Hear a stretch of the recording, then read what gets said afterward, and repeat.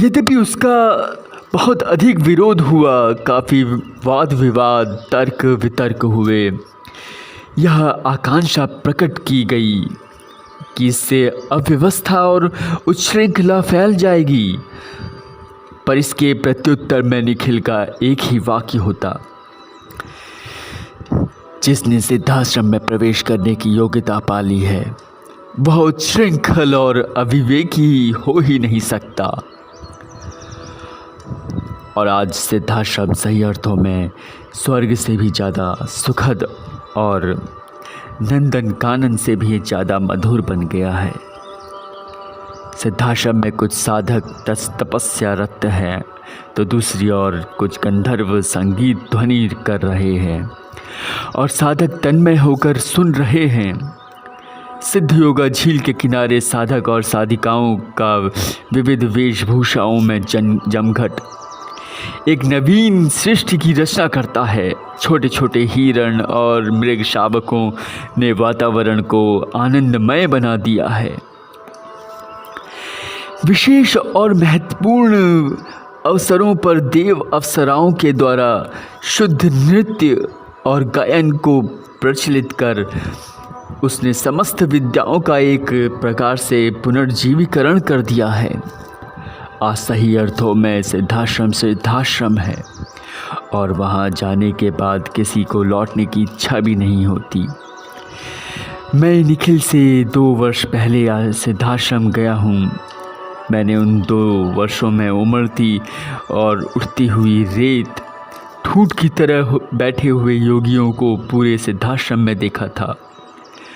मरघट की सी शांति चारों ओर व्याप्त रहती थी, पर आज पूरे सिद्धाश्रम में हंसी खुशी, खिलखिलाहट, मुस्कुराहटें, कहे और उछल कूद, नृत्य, संगीत और साधनाएं, सब कुछ ने मिलकर एक नवीन प्रकार के सिद्धाश्रम को स्थापित कर दिया है।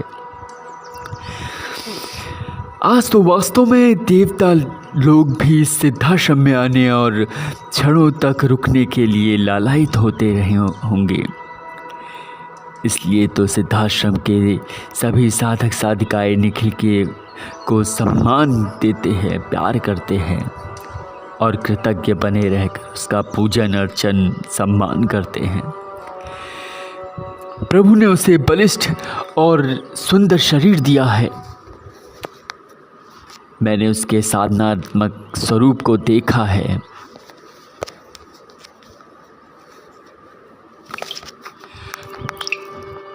मैंने सर्वथा उसके एकांत में महीनों ध्यानस्थ पाया है।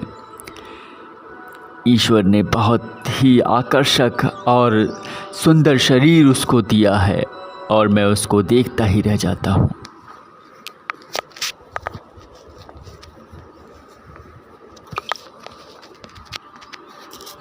जिन्होंने भी उसके खुले और वक्षस्थल को देखा है वे वास्तव में ही सौभाग्यशाली हैं।